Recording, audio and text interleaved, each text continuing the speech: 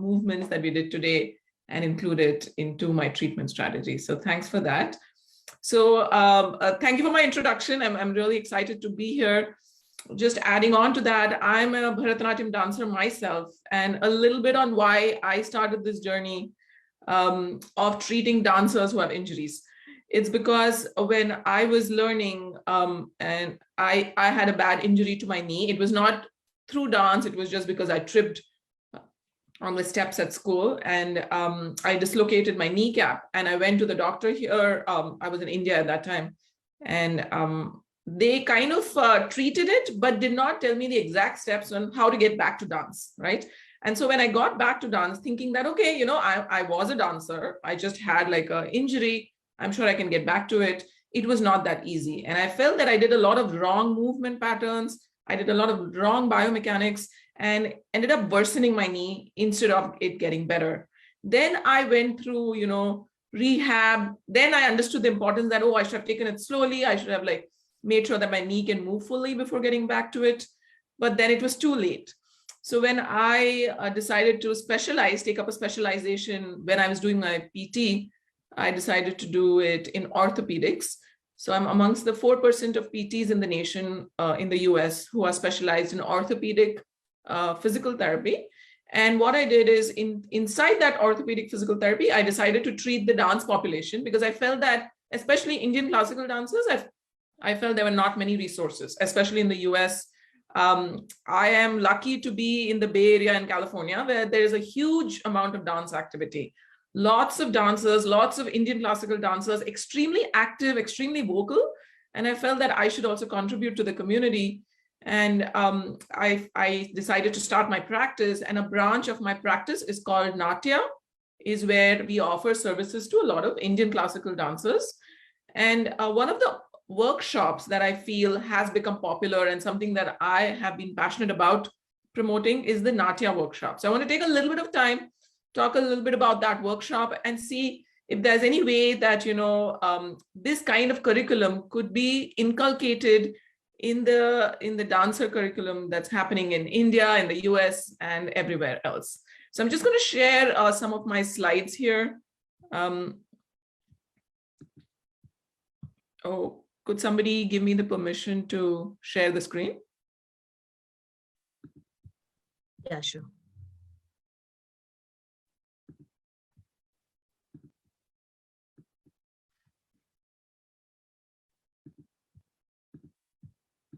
All right. It still shows as disabled. So one minute, I'm just checking 1 minute. That's okay. Yeah. I can just continue to talk about the workshop and then I can share my screen. So the Natya workshop came out of this understanding that a lot of dancers spend a lot of time learning about technique, right? Once we go into our dance training at a very tender age of like 5 or 6, we are taught some kind of warm up and cool down, some kind of movements, but it's all about teaching the dance form. Okay, let's.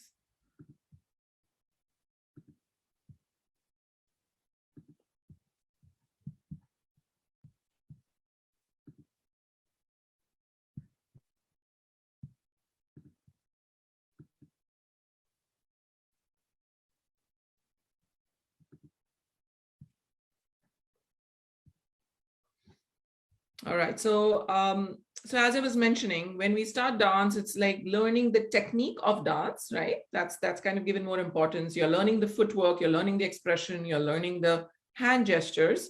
What I do as a physical therapist is I start educating dancers, not very young, because the curriculum is a little for the mature audience, but for starting from the age of 13. And teaching them about how to build foundational strength to be able to add on the technique to it. So what I mean by foundational strength, so we spoke about technique as being, you know, something that all dancers go through, but the foundational pieces are your posture, your mobility, and your strength. And taking my physical therapy background, my training in orthopedics, and then dancing, I bring it together to teach dancers on how to inculcate these this knowledge into their dancing. So in terms of posture, I usually talk about, what are the basic postures that when you assume a Aramandi posture, which is kind of a basic posture, what are the things that you need to have? So we start with, the foot, that the foot has to be in a mid-pronated, so it can't be arched too much, it can't be too flat. Your ankle has to be dorsiflexed, that means it's in a bent position. Your knee is in a flexed or again bent position. Your hips are turned out, externally rotated, and the arch of your low back is neutral. I speak more about the lower body, and then we move on to the upper body as well. And this is important to understand that some of the dancers, either genetically, like they were born with less rotation of the hips, which is possible, or through any kind of injuries where they're not able to bend the knee fully, or had an ankle sprain, which is not treated, do not have that much ankle movement, sometimes lose this basic stuff that's needed and then start adding technique on it without really working on the basic, which is what I did as a dancer. Is I hurt myself. My knee used to be swollen. I couldn't really bend my knee fully, but I still went into dancing, right? Thinking that dancing would help me get the movement instead of treating as dance as an activity and using this as a foundation. And then we go into the specifics. Again, I don't want to spend time going to specifics, but we talk about what is pronation position of the foot, how to achieve dorsiflexion. And we do if I do it in a group, I have each person assess their own movement of the ankle so that they understand what is good movement, what is bad movement. Then we come to the strength and conditioning. And this is something that, I really, really promote, and I talk about the dancers and athletes. If we talk about the kind of strains as dancers we put on our body, it's very similar to what athletes do. But in terms of how much time the athlete spends on doing conditioning, doing warm up, making sure that they are taking care of their body, so it's the muscles are efficient, the joints are lubricated. The dancers, I feel, at least when I was training, of course, I cannot generalize, do not spend as much time on doing other kinds of strength and conditioning exercises. So I speak about the importance of core strength, hip strength, strengthening your quadriceps, which are your thigh muscles, your calf muscles, your mid-back strength is very important. When we see certain dancers dance, we see that their shoulders are kind of leaning forward, right? And that comes from not having enough mid-back strength. So doing certain exercises that can help improve the strength in the mid-back. And then talking about the importance of cross conditioning. And what do I mean by cross conditioning? It's just that doing other kind of conditioning exercises like, swimming or playing other kinds of sports like soccer or basketball. As I'm talking about the younger, like 13, 14-year-old kids who are really active here, I talk about how it's important to kind of pick different activities to improve the condition of your body. When I move on to adult dancers who are either dancing full-time, like professionally, or people who have a full-time job and dancing as a passion, I definitely talk to them about the professional dancers avoiding repetitive strain injuries by really figuring out what else can they do other than dancing, which builds those muscles that they use for dancing, right? So yoga comes to mind, Pilates, even going to the gym and doing some, strength exercises for sport muscles. And then we talk about people who are like working or probably have sedentary occupations like computer professionals, people who are into sales and marketing, who are traveling a lot in planes, and then want to also create space for dancing, about how they can prepare their body so they're not going from, being seated all day to then doing like an intense dance practice. Ways to recover from muscle soreness. Here, this is also an opportunity where I talk about good pain and bad pain. Especially for the young dancers, it's important to understand that, okay, yeah, Bharatanatyam is a very intense movement and they do feel muscle soreness, but that's not something that they should be worried about. But there are ways in which they should tackle that muscle soreness. So taking ice baths, Epsom salt, doing dynamic movement, right, after the class is done, not being like, oh, I danced for 2 hours, now I'm just going to go and like lay on my bed. It's about doing some movements as a cool down. Some static stretches, that is still to maintain the mobility of the muscles that have just used. How sleep is important. I can't stress enough how people like don't care too much for sleep these days, where the sleep for even the young kids, the sleep time is reducing. They are kind of cramming in too many things into their activity. And even for the adults, where 5 hours of sleep is considered here at least to be like the norm, which is not enough for recovery to happen. When people work out or dance, the recovery period is when the cells and the tissues form, and then we want to make sure that they are getting those good 8 hours of sleep. And nutrition. Now, nutrition is important because we want to make sure that there's enough protein content in the diet, because protein is what helps in building muscles, ligaments, cartilage. And then I talk to dancers about different sources of protein, natural sources of protein. They talk about some kind of things they can incorporate in their daily meals. And then self-care strategies of pain. So here again, my background as a physical therapist comes on how do you deal with pain that is not coming from muscle soreness, that could be coming from joint or ligament. And one of the most important things I want to say, and for all the dance teachers who are here or dancers who are here, this is something that I would love to explain to you, is that finding the root cause of pain is very important. Again, this is coming from my personal experience as well as treating dancers for so many years, that a lot of time when you have a symptom like pain, you rush into treating the symptom, not the cause. What I mean, let's take an example. You were dancing, you started having heel pain, right? Now for the heel pain, you feel that, okay, let me ice it, rest it, probably roll a ball on my foot, put it in warm water bath. All this is great and should be done. You're doing great, but you're treating the symptom of pain. Treating the why behind the pain. Why did my heel hurt in the first place? Was it because, I had not stretched my calf properly before dancing? Was the flooring of the stage too hard? It was not shock absorbing. Did I go on a hike or do something intense for my foot right before I danced? Were there certain adavus that I did which were very intense on my heel? So thinking about what is the why behind the pain is important. And sometimes my role as a physical therapist is to teach people on how to find that why behind the pain and to treat the why, so that the pain is gone for good. Otherwise, if you just do symptomatic management and you're still kind of doing the same things to your body, the pain will unfortunately come back.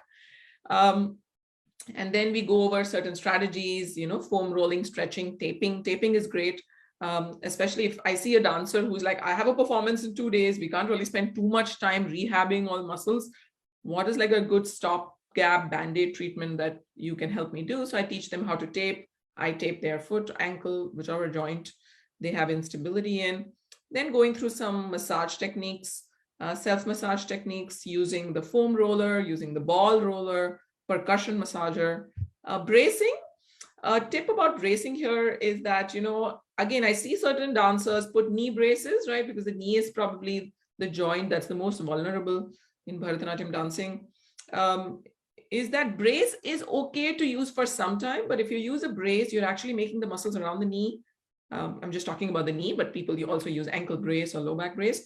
You make the muscles around the joint that you're supporting weak, because instead of the muscles doing the work, now it's the brace doing the work. So for a little bit of time, it's okay. Like you've just had a sprain and you want to wear a brace, but every time you have to dance, you're like, oh, let me wear my brace and then dance. That's not a good thing. You have to make the muscles get stronger. And this takes effort. This takes discipline. This takes physical therapy from a professional to understand what are the exact things to do, not just YouTubing it or, just asking peers on what did you do when your knee hurt. It's important because every body is different, to get your body assessed, understand what you need to do so that you can efficiently get back. And very, very important part is stabilization. Now, again, I see a lot of dancers spend time doing flexibility, or dance teachers also teach yoga as a warm-up or on the days when there are no dance classes. But stabilization training, I think, is not that common. When I talk about stabilization training, it's about training the balance, training the core strength, training the stabilizer muscles in different joints. It's important for dance teachers to start including some of stabilization exercises in the curriculum, because especially young dancers look to their teachers for guidance. And I'm happy to help out when teachers reach out to me. So here in the Bay Area, I also do teachers training workshops where I teach teachers, dance teachers, studio owners, principal dancers, choreographers, on how to include some of these things in preparation to dancing, and how to give some of these videos, make videos and give it to your dancers so they can do it on the days that they are not dancing. Then we come to the common injuries by Bharatanatyam dancers. Again, not going into detail. I want to make sure that everybody has time to talk here, but just saying that there are certain common injuries that dancers go through. And so when I talk to an audience, I definitely pay attention to some of these specific problems, so that people don't feel they are alone, right? When I had my knee pain, I felt I was the only one going through it. And, I felt that I was the only one suffering. And it's always good to know that, no, there are a lot of people in your boat who are there to support and help you. And then, kind of learn from each other, teach each other as well. And so I come in and talk about some of these injuries and how to get out of that pain.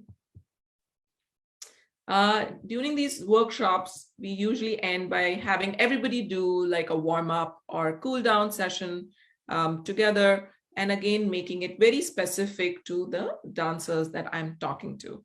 So in a sense, the whole goal or purpose of the workshop is to teach dancers that it's important to condition and take care of their bodies. Suffering in silence is not helpful at all. And there are professionals who are, have dedicated their lives to helping dancers through movements, as we heard from Tripuraji, and through, treatment of pain, conditioning like I have. Thank you so much for listening. And it's indeed an honor to be a part of a discussion like this, especially when Tripura is also here. And because whatever I am today, a lot of credit for that goes to Tripura as well. I've been trained in dance therapy from Tripura. So it's indeed an honor for me to be here on the panel with her. And so thank you once again to Vedic Wellness University for inviting me. And so the humble initiative that I run is called Quintessentials Beyond the Unstrung. It is an initiative by me and my sister, who is also a trained psychologist. And so our initiative is about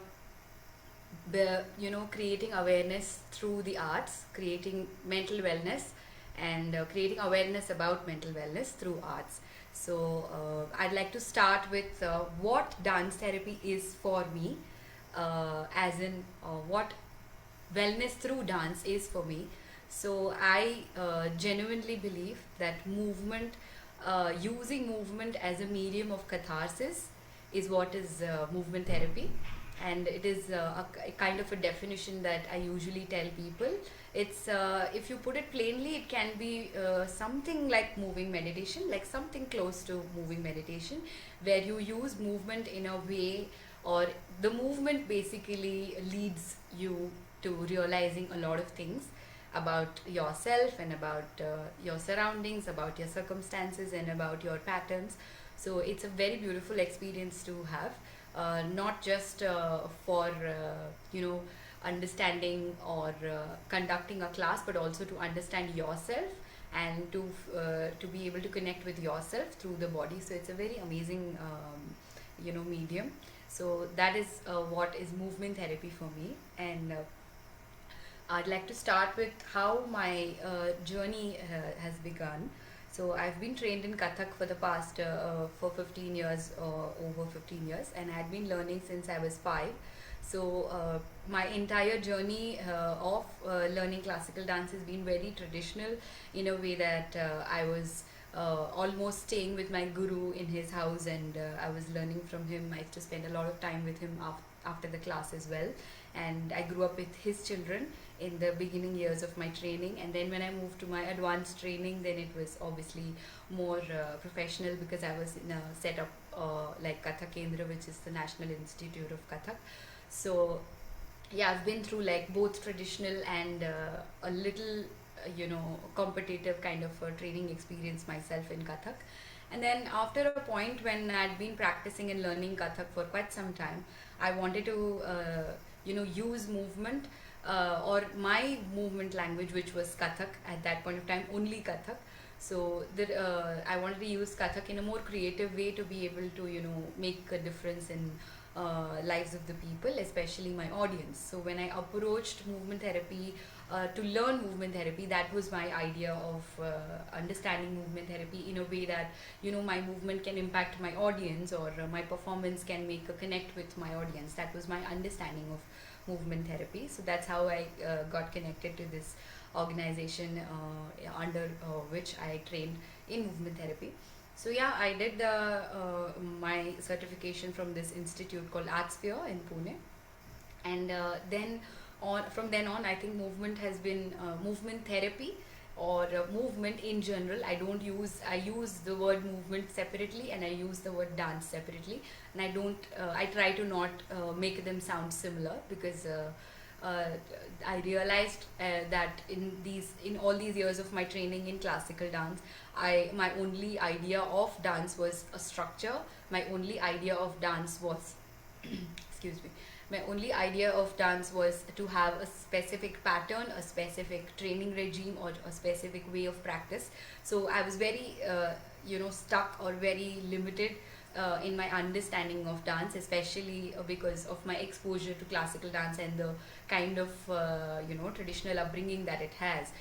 Just like how Dr. Divya was mentioning, that the concept of cross conditioning, or the concept of even addressing the fact that you've had an injury, or you're having discomfort in performing or in practicing a specific movement, itself is looked down upon in the classical fraternity like a little bit too much. So people don't even come up to you openly and say that, yeah, I'm having this injury, so I will not be able to dance as much or practice as much, because obviously you don't want to miss out that opportunity, or you don't want to be frowned upon by your teacher and be like, why are you so fragile, or why are you so finicky or fussy about it. Everybody, like, classical dancers are brought up with this notion that no pain no gain. So we believe very strongly that the amount of pain we endure, or the amount of discomfort we go through, makes us stronger or better dancers. So I think when Dr. Divya was mentioning about the concept of cross conditioning, and the concept of addressing the pain and the cause of the pain, where it is coming from and everything, I think it makes a lot of sense that it's high time that we start doing that as well, especially in classical dance, because in the name of tradition, and in the name of culture and everything, we are forgetting the concept of also addressing that we need to be taking care of our bodies to be able to present our best on stage, or in a class, whether it's in front of our students, or whether it's with our peers, or on a stage, or for a workshop, or however, even for a demonstration. So that is something that I wanted to mention here. Why my next point of discussion, or point of expression, would be why. So why is again, I think I kind of addressed it previously also in the first point itself, that I would like, for me it was a life changing experience when I joined movement therapy, and when I experienced it for myself. I realized that I had to deal with so many of my own limitations, and so many of my own understandings of dance and movement, to be able to facilitate, or to be able to present that to in a better way for my audience, or for my students. So I think it has definitely been a life changing experience for me, and ever since I've practiced movement therapy, or I've learned it, I try to inculcate elements of it in my dance lessons as well with my students. So I try to involve a couple of small activities, just to make them understand as to why they are doing a movement, or why they are following a certain pattern, or why this is done, and what and I give them that kind of creative liberty, so you can say that they can use this particular movement in a way that connects with them. So for example, we do something called as kavit. Kavit is a small composition in Kathak, which is basically poetry and dance syllables. So it'll have words of poetry, and it'll also have words of dance syllables, which will kind of rhyme with each other. So it's a very small composition which we do usually with kids to begin with, and then there are advanced kavits as well, which with difficult and more complex compositions. So when I initially learned a kavit, which was about this girl going to the river side and filling her matka, and carrying it, and then Krishna is hitting it with a stone and breaking it, and all the water falls on her, and then she feels very embarrassed that he's doing this to her, and she's very angry, but at the same time she's enjoying the attention that she's getting from him and stuff. So this understanding of the kavit came from what my gurus have taught me when I was 5 6. I don't even remember the entire incident clearly, but my understanding of the kavit and my feeling towards it was absolutely based on what my guru had told me, that this is how you're supposed to feel, this is how this is what they're trying to say in the poetry, and this is what they're trying to teach you, or this is what you're trying to show. So yeah, my understanding of, or the meaning of the kavit that came to me was only that, and I stuck to that for quite some time. And having experienced movement therapy, when I do the same kavit with my students, I tell them that the way you're going to express or the way you're going to understand the poetry is absolutely up to you. If you feel mad at Krishna for doing this to you, you react in a way that makes you angry. If somebody is not letting you do what you want to do, and you don't have to be per se be excited about the fact that somebody's giving you attention or something like that. So I try to tell them that it's absolutely open to you. And the same kavit, you won't believe me, I've done the same kavit with a 6-year-old, I've done the same kavit with a 25-year-old, and I've done the same kavit with a 45-year-old, as they've all the three have been beginners in my Kathak class. And I tell them that you think of yourself in this position, and don't think of yourself to be Radha or any other gopi. Think of yourself to be the person who's doing this entire kavit, and see how you feel about the situation and what your reaction should be towards Krishna or anybody playing such games with you. If you enjoy it, if you have this playful relationship with this guy or this person, then you react accordingly. And if you feel that he's a stranger and you don't like this, then you react accordingly. So this is something that has it's a big shift that I've experienced after I went through movement therapy for myself. And I qualified myself in movement therapy facilitation.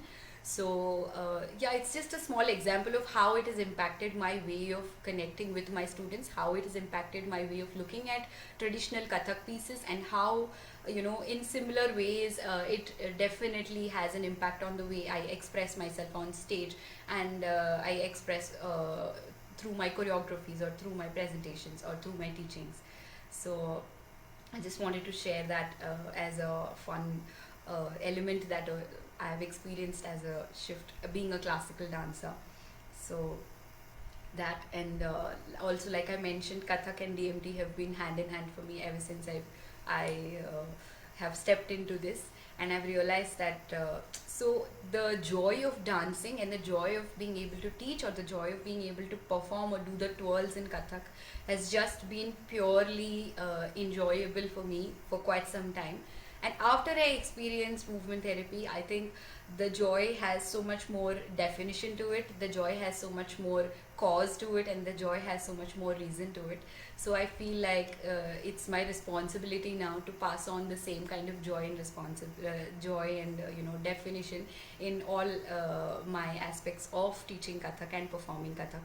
So I think for me, wellness in dance is the experience of understanding that what is affecting you in what way, whether it is an injury, whether it is a discomfort, whether it is a bhava, or whether it is just a plain experience of dancing. It should be felt from within.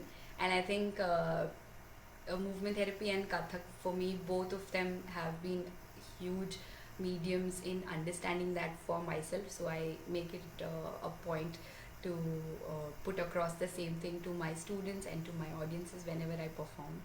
And just before I close, I'd like to mention that I run this initiative called Quintessentials, which in which we conduct workshops, and we conduct we organize programs for people and events for people where we use Kathak presentations along with an element that any layman or anybody who's not from a classical background is also able to enjoy and understand the stories we're trying to tell or the characters we're trying to portray. So that's what we aim at through our events and performances. And through our workshops, definitely we try to include aspects of both Kathak and movement therapy, so that we can kind of bridge the gap between tradition and culture, and whatever, just bring out the positives of both the aspects of these two things.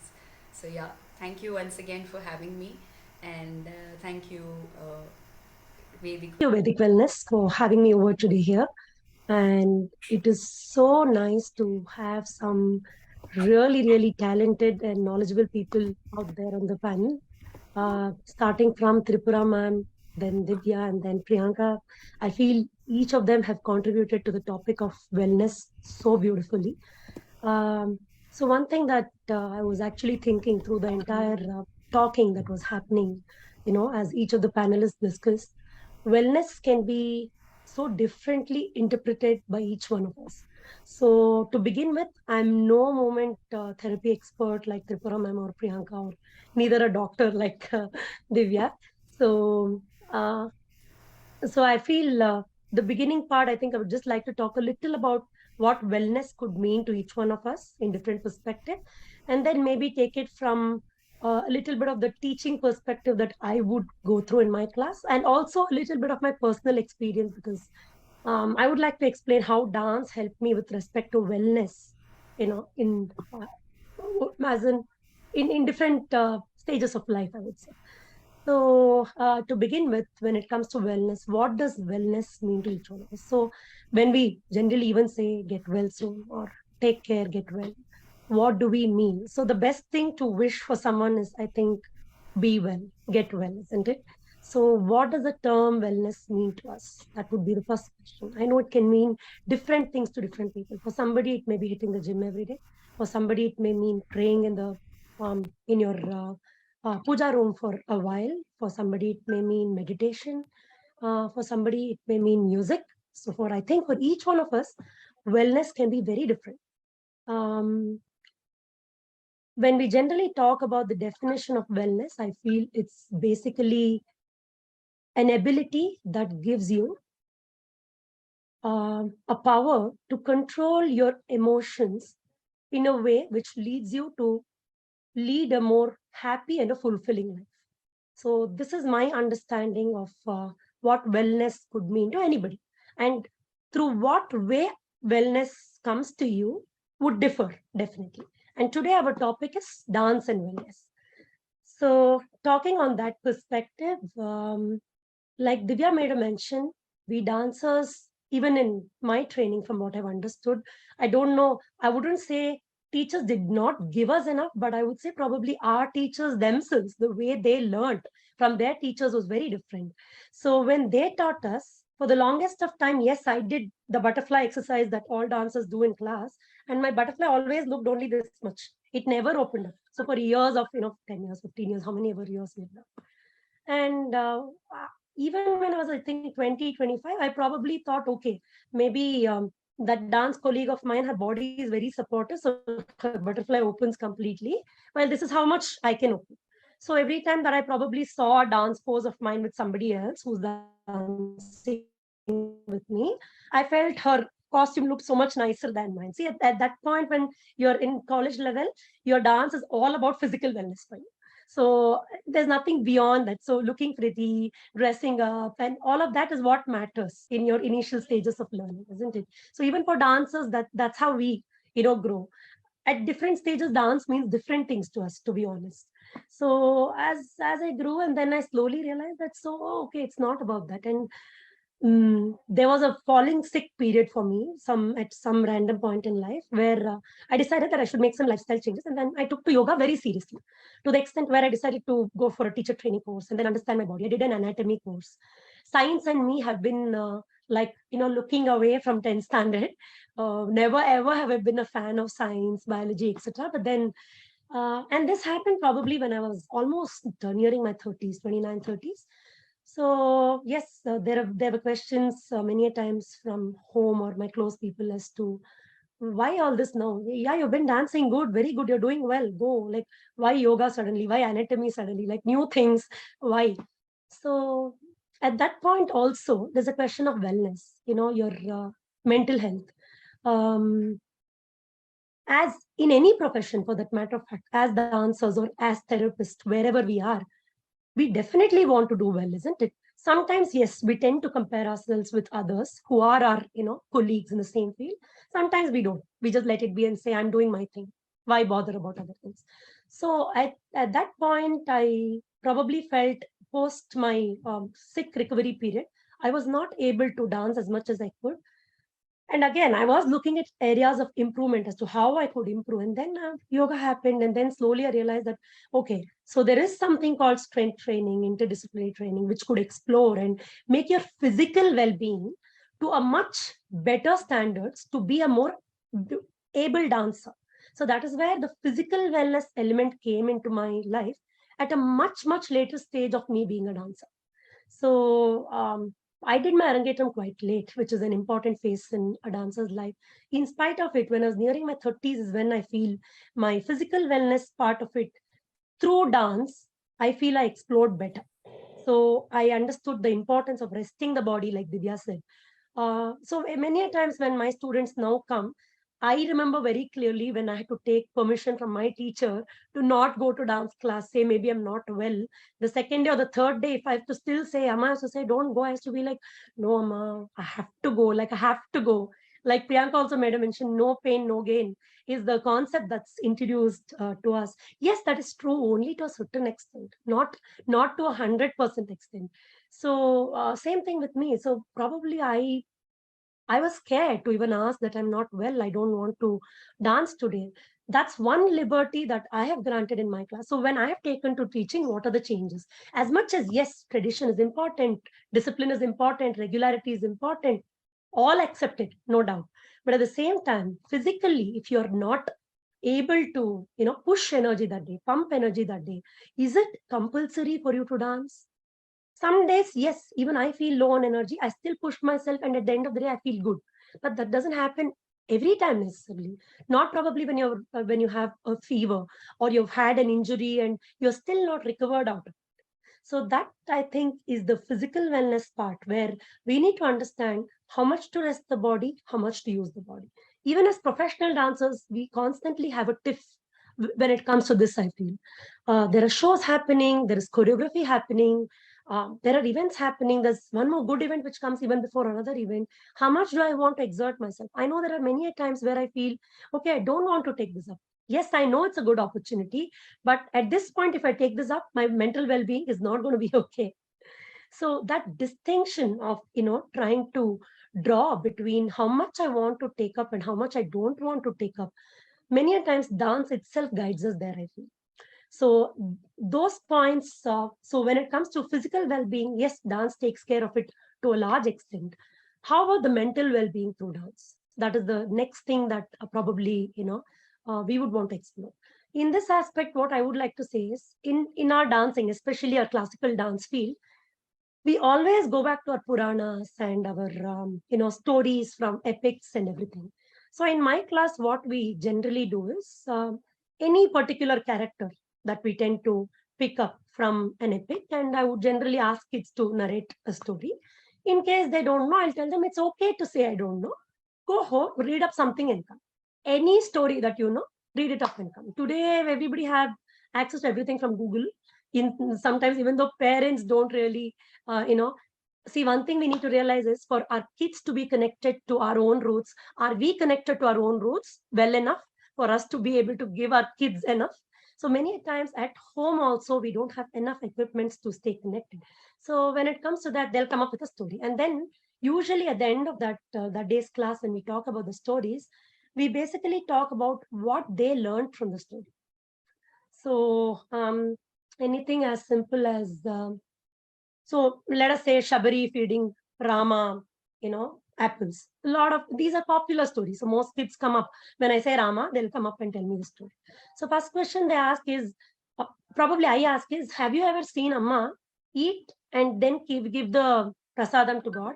Then how is it that it was okay for Shabari to offer the apple with, after having tasted it? So then again, there is a lot of thinking. So the idea is to make them think through whatever, we have experienced and the stories. In my class, this is the element that I try to introduce, and how we try to bring about understanding emotions and emotional well-being, I would call it. So the intention there is to give that particular person the best of what you have. So if that is not nice, she doesn't want to offer it to them, as simple as it is. So the question is of the intention. So if your intention is good, your actions will ultimately convey good. So this is probably how I start inculcating small elements of emotional goodness to kids through our dance stories and epics and all of these. For me, dance and emotional wellness happens in these kind of episodes and storytelling that happens in class, right? There are many times where questions are asked by kids where I myself feel, okay, how do I answer this? It is tricky. It's not easy. Even as a teacher, when we teach, it's not easy. So there are many times where I come back and I tell them, okay, I need some time to answer this. I'll come back to you. So there's some amount of coming back, reading, thinking, understanding how it is, and then going back. So for me, different wellness um, perspectives when I think about it. This is the way I would like to introduce wellness to my kids, in this. Even when it comes to age and physical appearance in dance, this is one of the things that I have realized. I run an adult batch and a kids batch. Nowadays, I think a lot of us do. There are now a lot of adults who have joined classes because they have the luxury of time, unlike how it used to be, before, right? So all of us used to have burdens of siblings, etc., etc. I think nowadays we are 2 or 3 kids. We are smaller families, so people have more time. They are able to, afford time. So first thing they ask is, do you really think I can dance? I'm a little on the heavier side. No, body is just one of the modes of dancing, yes, but it is not all. Body is not the only way of dancing. So there is a lot more. So in this aspect, one of the most interesting things that I've recently seen is Bijayani Satpati, Bijayani Didi's Sit and Dance series, which is so beautiful. So for all of us who feel, what will happen if a day comes where I'm physically not able to move? So coming to this question, this is something that I personally would like to talk. So pregnancy was a phase of fear for me. So I was wondering whether I should even, how will dance work? Like when I'm pregnant, post pregnancy, is it really possible to go back to how it was? I know we've heard several stories, positive, negatives, everything from our field. So 2020, I was pregnant, and I have been very slow with that phase, including telling my own parents about it. So, because my main fear was dance, very, very honestly, dance, because there's never been a phase where I've been disconnected from dance for a long period. Yes, short period, yes, but not 2 months, 3 months, 4 months, no, never. So my question was all about how am I going to work around things. So initial phase was all about fear. There were days I went to dance class, didn't dance, just came back, just taught, and slowly I said, okay, whatever I can, I'll do. Of course, my doctor was very encouraging. She said, you should be able to do whatever you're doing right now till you're comfortable. So yes, fortunately, I was able to dance almost till my last month. Come to the last phase, though I prepared myself to have a natural delivery, I had a C-section. So I had heard different stories from different people. So my post C-section was a phase of complete emotional drain that happened to me. So there's been more than 2 months that I've spent with myself, where physically, even though I went to my class to even do some basic movements, was a big challenge. So at that point, I was just wondering, so what now? What next? So am I going to go back to my physical wellness like how I was, or how do I go about dancing if this is how I'm going to go? So that was a phase probably where I learned that it's okay to not move and still dance. So that was the phase where I probably played music and explored those things. That one of the things that I probably did was one of the activities that Tripura ma'am was teaching us today, where we played through the movement of the fingers. So something similar to that. So you're imagining someone. We teach this even in our classes when we are doing our communicative abilities with the kids, our Abhinaya exercises. So you imagine someone, you're calling them close. So if that person is coming closer, how would that person move? If he's right next to you, how does your eyes move? And then if he's going away, how far away does your eyes move? As they are moving away, are you able to create that depth for the audience, for them to imagine that the person has moved away? So these are the kind of probably dance related things which I probably had not spent enough time on earlier, though I had, but the prominence and importance of it, that much of dance was more than enough for me to create emotional well-being. Physical well-being gradually came with it, with a few months. The first thing I feel is emotional well-being. If your emotional well-being is not great, very difficult that you bring physical well-being. So coming to this, yes, there are various other aspects of well-being, such as financial security, financial well-beings, etc., etc. Environmental well-being, whether you fit into your, the place where you work, does that give you happiness? If not, that you should make a decision to move out. I know sometimes it's not easy, but yes, wellness when it comes to even dance, all of these aspects are very, very important. So starting from your emotional well-being, which is your mind, your happiness being the priority, moving to all the other aspects of well-being is my opinion when it comes to dance and wellness. I hope I've touched a little bit of dance and well-being. I loved being here today. Thank you so much for having me over.